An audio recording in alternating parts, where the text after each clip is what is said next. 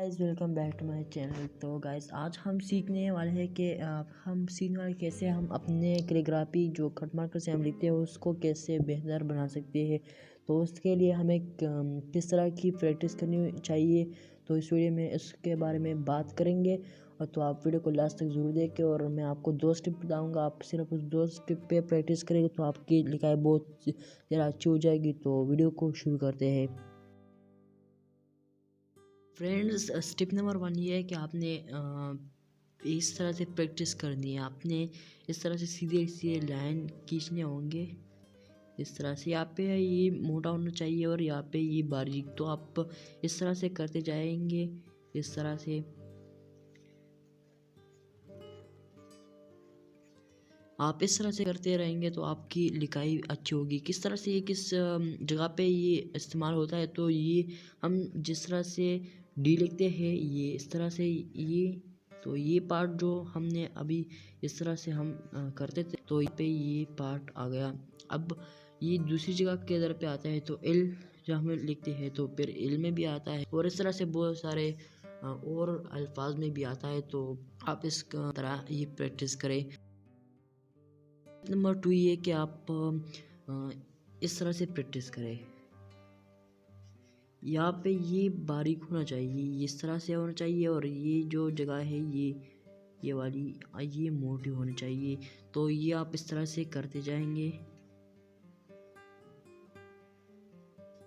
आपने ओ लिखना है, सिंपली आपने ओ लिखना है, लेकिन ये आपने थोड़ा सा सही से लिखना है और आपने इसको एक दूसरे के साथ मिला के लिखना होगा। और ये आप जब प्रैक्टिस बहुत ज़्यादा कर लेंगे तो ये सब एक जैसे ही आएंगे। मेरे हाथ में तो एक हाथ में मेरा मोबाइल है तो मैं इसलिए सही से नहीं लिख पा रहा।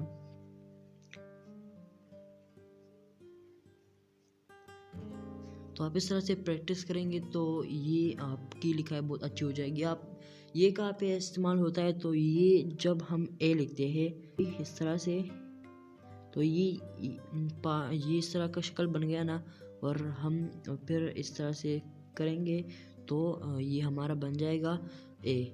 और मैंने जो इस तरह से, तो ये जो हमने अभी स्टेप नंबर 1 लिखा था तो उसमें ये इस्तेमाल हुआ। और ये अब हम इस तरह से लिखेंगे और ऊपर ले जाके ये इस तरह से करेंगे तो ये हमारा बन जाएगा डी। तो ये डी में भी इस्तेमाल होगा। अब जब हम जी लिखेंगे तो जी में भी इस्तेमाल होगा, जी में भी यूज़ हो गया। और इस तरह से बहुत सारे लेटर और भी है जो इसमें ये यूज़ होता है। तो आप इस पर प्रैक्टिस करें। स्टेप नंबर 3 में आपने क्या करना होगा कि आपने इस तरह सिंपली एल लिखने हैं।